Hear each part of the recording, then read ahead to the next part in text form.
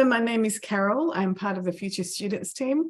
Welcome to our Study at ACU webinar, Returning to Study as a Non-School Leaver, Entry Pathways and RPL. Throughout the session, you are able to ask questions via the Q&A function. Our team will put some questions to the panel and answer others directly. Please feel free to ask questions related to our panelist experience. If you have any specific questions, you also can contact our Ask ACU team via our website. Before we jump on into the discussion, I'm going to run through some important information about ACU. We will take you through the application process, entry requirements, and ACU's recognition of prior learning process. Tonight, we are joined by our ACU students and alumni who are going to share their experience from their studies and in their workplace. We have Andy Trafford, who is a current Queensland student studying the Bachelor of Nursing. Also with us is Nick Stanford, an alumni of the Bachelor of Paramedicine. Sophie Manelli, a current student in Victoria, studying the Bachelor of Nursing, Enrolled Nursing. Sorry, technical difficulties. Okay. Today we acknowledge the traditional custodians of country and their continuing connection to land, sea and community. We honour our elders, past, present and emerging.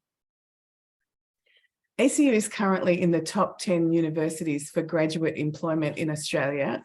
And for you, that means a better chance of gaining employment once you graduate.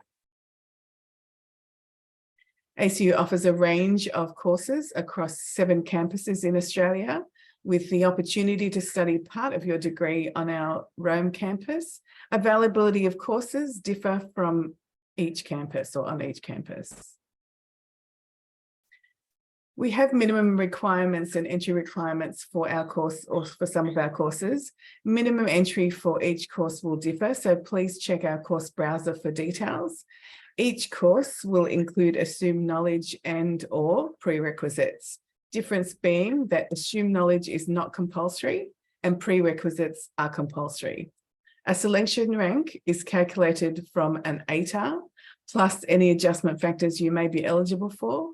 Adjustment factors for the most part are automatically applied to your application. A selection rank may also be calculated from previous tertiary studies, or you may sit the STAT test. You can find more information about entry pathways on the ACU website, and I'll go through some of those as well. All applicants still need to meet any subject prerequisites. When considering the course you're interested in, it's also a good idea to look for a related backup course with a lower selection rank should you not meet the requirements of your desired course. The example given here on the slide is if you're interested in one of our allied health courses, which are highly competitive and require a science subject as a prerequisite, you could consider applying for the Bachelor of Exercise Science, then applying for internal transfer after successfully completing your first year of study. Other avenues to meet prerequisites include starting an ACU diploma or other VET course, and also completing a bridging unit that meets the prerequisite through uni learning. As you can see, there are a number of ways you can meet entrance requirements, and I will go through a few of those with you. If you have no formal qualifications on which to base your application or need to boost your selection rank, you may be eligible to be considered for entry to a course by sitting STAT. This is an aptitude test which is designed to assess your ability to think critically and analyze the material given, rather than testing your knowledge of specific academic subjects. Your selection rank will be assessed based on your results. Again, see our website for more information. Our diploma pathway helps transition you into second year of a related bachelor's degree at ACU, or you can use it as a standalone qualification. This may be a good option to help you transition into university. Diplomas are Commonwealth supported and you're part of smaller classes with support from start to finish.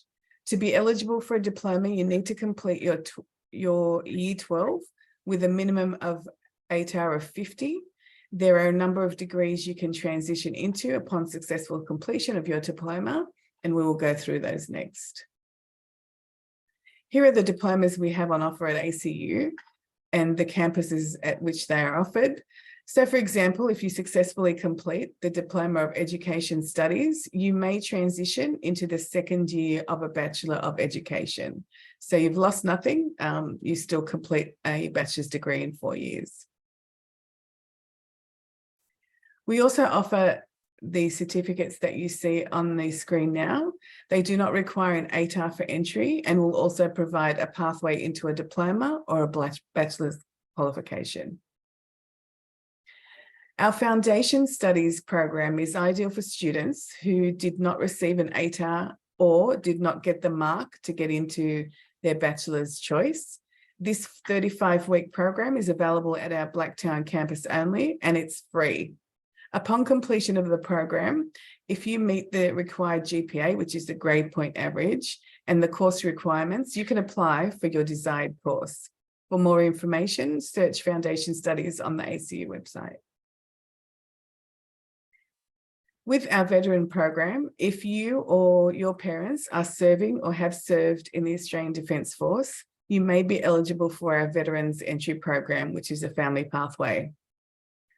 Applications can be made directly to ACU through the Veterans Entry Program web form, with applications assessed on a rolling basis. For more information and how to apply, search ACU Veterans Entry Program. If you have completed any tertiary study or gained relevant skills and knowledge from your work experience, you may be eligible to apply for RPL, which is recognition of prior learning. Once you receive an offer from ACU, you may submit your request using the credit search tool. The credit search tool link is on the web page listed on the slide. Generally, to apply for most undergraduate courses, you may do so through your local tertiary admissions centre, which is a TAC. And for some courses, you may apply directly through ACU. The course browser will direct you to the application platform. Please note, if you're applying through your TAC, check the application fees, as some TAC fees increase from $78 to $200 after a month of the application's opening. ACU runs in 2 12-week semesters. Classes consist of lectures, tutorials, and labs. You are provided with a unit outline detailing the unit requirements, and ACU uses Leo as their online learning environment. These will all be explained to you during orientation and in your tutorials as you are supported throughout your studies. Here are some examples of unit codes. You will use these and they'll become part of your everyday language. Note there's differences between units, not only across courses and disciplines, but also within courses. Through the use of technology, video conference lectures are delivered from another campus and you can join from any location. Timetables are released at the end of November for semester 1 and for the following year, and end of June for semester 2. You also have the option to study part-time in most degrees. Work-integrated learning, or practicum, is offered in all our courses. For some courses, it is compulsory. For example, the Bachelor of Nursing, you're required to complete 800 hours of practical placement throughout your degree, giving you the valuable experience you need on the job. But don't worry, we organise the placements for you. ACU offer a number of services to help you while you navigate your uni life. Our academic skills unit, for example, runs workshop on how to write essays, how to reference, and even brush up on your maths and English skills. Our disability services team supports students with ongoing or temporary disabilities. We have close to 400 scholarships on offer at ACU, ranging from $1,000 up to $166,000 for our Bachelor of Arts Western Civilization programs. Our scholarships are based on two categories, merit and equity. These are also scholarships available to help with student accommodation and elite athlete performers. Check out our full range of our scholarships website to see what you could be eligible for and apply. Many scholarships go unawarded because students just don't apply. So do yourself a favor, you have nothing to lose, but lots of money to gain. I worked with an education student and they were able to pay for their whole course with scholarships that they had been awarded each semester they were with ACU. Our open days are an opportunity for you to tour our campuses and meet current students, staff, and academics. We also run different other activities and events throughout the year, from guided visits to discover ACUs. The QR code link on the slide gets you to the events web page, where you can find more information and register for any of our on-campus and online events. Now, that ends my presentation. Now it's your turn to ask questions. If you could please use the Q&A function at the bottom of your screen to ask any questions to our panel, we can get started. So let's start with a question that I have. Andy, what could you please introduce yourself, and also what was your pathway to university? Yeah, so hi, my name's Andy. I graduated with a Bachelor of Nursing from ACU in Brisbane, and I'm now doing my Masters of Mental Health Nursing. So I work in forensic mental health, and my pathway to uni was I left grade 12, finished, got an OP, went and did some diplomas because I wasn't 100% sure what I wanted to do. So I did a diploma in business and I did a diploma in business management, HR. From there, I kind of decided that I wanted to do something that was a little bit more, I suppose, people facing than what the business role that I was doing was. So I went back and started an undergrad of public health at ACU. From there, I transitioned after the 6 months into the Bachelor of Nursing and completed my Bachelor of Nursing. And I was also in the clinical school for the undergrad, which was the clinical school based in Brisbane, and that's based at one hospital as well. So for me, I had a few different kind of diplomas and certificates when I went back to uni, and I utilised them as well as my OP to get back into a bachelor course. Fantastic. So what is a clinical clinical school? What does it mean to be in the clinical school? Yes. Yeah, so part of the clinical school based up in Queensland is 26 students that are high performing, and all the placements are done at the same hospital. So it basically sits as an expression of interest in the first semester, first year. And in Queensland, I can talk to a few different ones. So we have the Prince Charles Hospital, and then there's also the Mater Clinical School as well.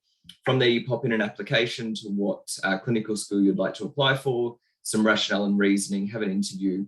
They have a look at your scores for sort of the first 6 months at uni and apply through there. So some of the benefits of doing it is you obviously do all your placements, so 3 years worth of placements or 840 hours at the same hospital. So then when it comes time to interview for your grad year, which is your first year out of nursing, if you choose to do that, you kind of know the system, you know the people, you know the educators, you know how the system works in the hospital in terms of the values, and you're also a known entity within that hospital, and you kind of get a feel for different areas. So the placements range from first year placements are less acute, so it might be a rehab and stroke area, right through to your third year that will be maybe like an A&E, so emergency department placement, or an ICU placement.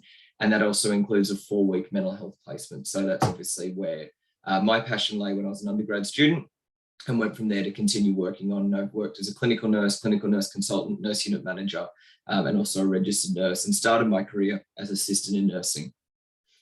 Well, thank you. That's very impressive, Andy. Much appreciated. That's okay. Sophie, can you share with us what your pathway to university was? Absolutely, yeah. So hello everyone, my name's Sophie. I'm also, currently studying nursing. So my pathway to nursing at ACU was I finished school in 2017, started uni, quit uni, and took a few years to sort of figure out what I wanted to do, and eventually sort of liked the idea of nursing, but I wasn't 100% sure if I wanted to commit to a full degree straight away. So I did a diploma of nursing and loved it, and finished that about halfway through last year. And after finishing that, I was able to work as an enrolled nurse and knew that I really enjoyed it. So decided to apply for the Bachelor of Nursing enrolled nurse entry, which is offered at ACU. And with that entry program, I didn't need to apply for any credit of prior learning. I simply had to upload my diploma, evidence of getting my diploma, and could enter into the second year of the degree. So that's where fantastic. I am now. Excellent. And just so you all know, anyone that's interested in studying nursing, we currently have a mid-year intake for the Bachelor of Nursing at our Blacktown campus, so applications are open. Thank you, Sophie. Much appreciated. Nick, we don't have visuals, but we do have his voice coming through. So if you could share with us again your pathway, please, Nick. Yeah, no worries. I graduated high school in 2014 and spent 4 years in the Australian Army. I was an infantry soldier up in Townsville. Once I finished my contract with the Army, I wanted to do something a little bit different. So I was looking at the Bachelor of Paramedicine. I went through the veteran entry pathway, as my 4 years of service gave me an entry rank of 82, I believe, which was enough for the paramedicine degree. I graduated the paramedicine degree in 2021, and I'm currently working as an advanced care paramedic with the Queensland Ambulance Service in South Brisbane. And I'm also studying my Masters of Critical Care Paramedicine as well. Oh, excellent. Is it everything you thought it would be, Nick? Yes, and more. Oh, good. Excellent, excellent. Okay. Don't forget, everyone, you can post your questions in the Q&A section of the Zoom, and we'll put those forward to our panelists. Now, I know as a non-school leaver, getting back into study can be difficult at times.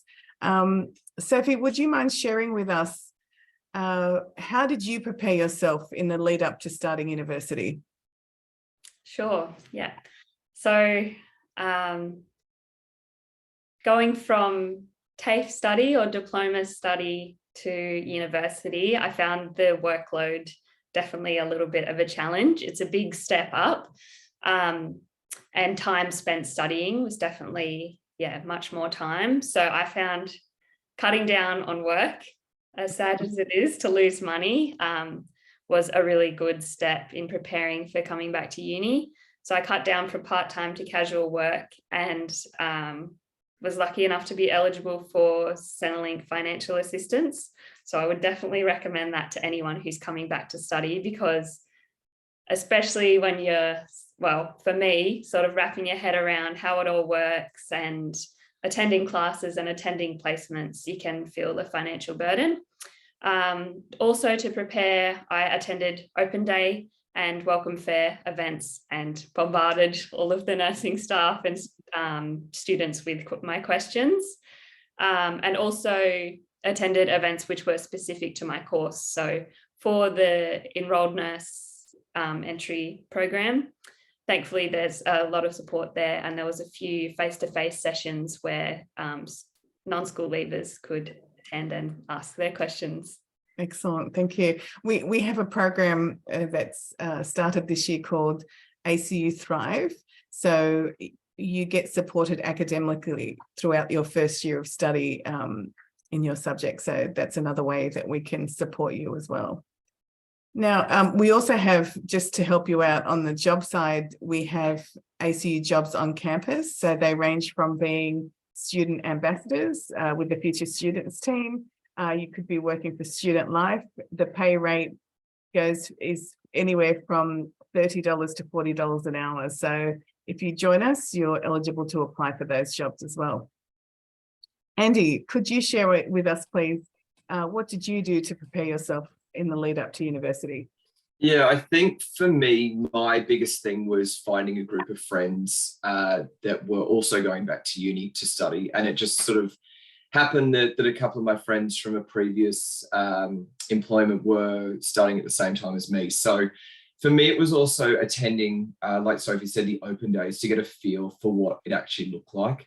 And also touching base with any kind of people that maybe had done a Bachelor of Nursing before, to try and understand what the workload looked like, because seeing 840 hours of placement on paper sounds really daunting, but then to actually fully understand how it's broken down, there are only 3 and 4 week placements. Yeah. Also, I suppose preparing myself again, it had been a while since I'd studied. So just getting some writing skills, knowing what services are out there as well that ACU offers. And like Carol said, I also work as a senior student ambassador on the Brisbane campus as well. So I still keep current with everything as well. And I think that that's really handy for me working in the field, so that when people do come up to me and talk to me at events, I can talk to them about what ACU has to offer in terms of the support services as well, once you started as well. But there's nothing wrong with reaching out to see what the support services are prior. Yeah. And I'll tell people that as well. Thank you. Thanks, Andy. Nick, could you share your experience of what you did to help yourself transition into university or prepare yourself?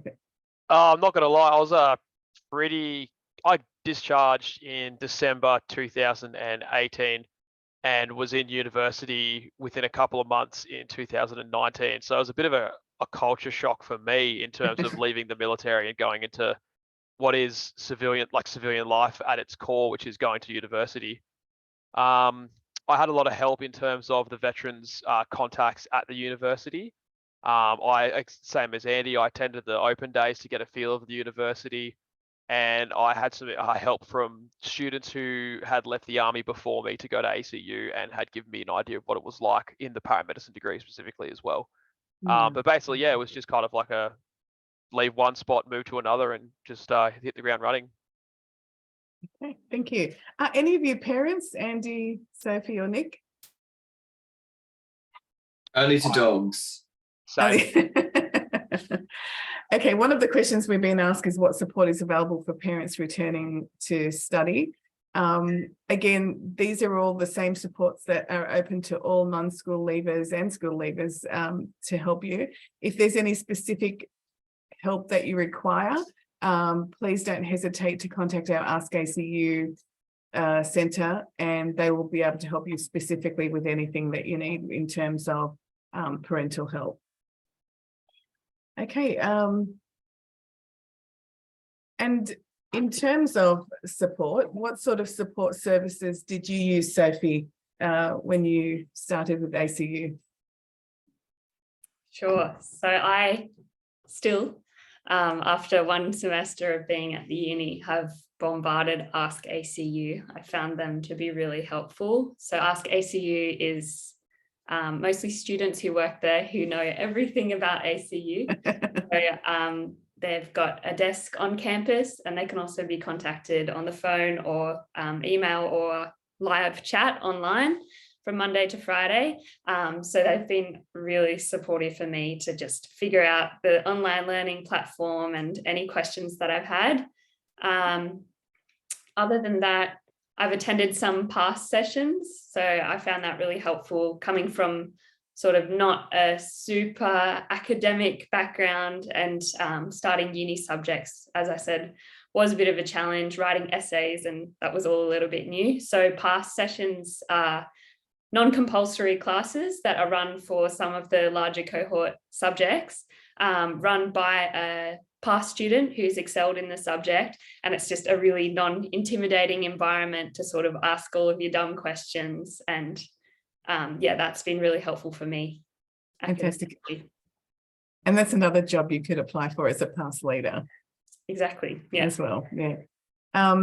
Nick, can you share with us some of the support services? I know you mentioned the veterans program and the veterans support.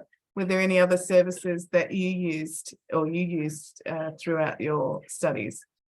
Yeah, so the veteran stuff was unreal, and helping build that from where it was when I joined to how it is now was a really awesome part of my university experience. Being the president of the Veterans Society and everything like that was really interesting and helpful to other veterans joining the university life. I really enjoyed the thing similar to what Sophie was saying, the classes run by excelling students in that subject in paramedicine. We had classes dedicated to ECG reading and trauma and drug calculations and everything like that. That was really helpful. We also had what's called near peer tutoring, which was students would come in on their own time and help out with the practical classes. And I enjoyed doing that in my final year of university as well, which was you essentially help run scenarios for the other students and provide feedback. And that was really supportive and also helped to reinforce the learning you did in the last semester as well. Yeah. Now, coming from a different environment in terms of, being part of the Australian Defence Force, I guess transitioning into the social aspect of university would have been a little different as well. How did you find that? How did you find coping with that? That was actually quite seamless for me in terms of I find myself to be quite a social person, so making friends was easy, and getting involved in all the extra ACU activities was really good as well. Unfortunately, in the middle of my degree, we were smacked with COVID, so I did miss out on a lot of the social side of university due to the restrictions and all that business. But practical classes were probably the highlight of my degree because that was when you got together with your friends and was learning the job essentially, which is I really enjoyed. Yeah, excellent. Thanks, Nick. And Andy, could you share with us your experience in terms of what sort of services you've used with ACU and your assimilation socially as well? Yeah, for me, I think one of the biggest services that I utilised was the academic skills advisors on campus. So obviously pre-COVID, face-to-face, being able to meet with them. And they had a sort of a great understanding of the unit outlines, how things should be structured. They can give you feedback on referencing. So if you take a completed or partially completed piece of assessment to them, they'll be able to look over it. There's also one specific gentleman who looks after the sort of the maths and the drug calculation side. They'll bring them in. And then also the librarians. I think the librarians are worth their weight in gold. And I never really fully understood what the librarians did until I had to meet with them one day and realize that there are librarians that are allocated to your specific faculty as well, who have a really in-depth understanding and will come in and talk to you in one of the first year subjects as well. They'll give you an understanding of how to use the search databases. They'll look at the best ways to find peer-reviewed journal articles, books, and just a great help like that. But definitely academic skills, and then the librarians as well combined together. Wonderful. Thank you so much. Look, we've run out of time. I wish we could talk more. Thank you all for joining us tonight. Please help us and complete the online survey. The link has just been provided in the chat. We thank Andy, Sophie, and Nick for joining us this evening, taking time out to speak to everybody about their experience. We wish you all the best in your future studies and, of course, your work. Thank you again, and thank you everybody for attending. Have yourself a great night. We'll see you at our next webinar, I hope, or open day. Thanks a lot. Thank you. Bye now. Thanks very much. Cheers.